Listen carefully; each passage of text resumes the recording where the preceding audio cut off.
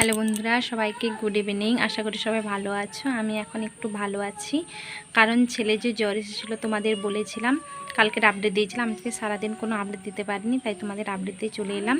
কালকে ছেলের একবার জ্বর এসেছিলো, কালকে রাতে আর সকালে আর কোনো জ্বর আসেনি।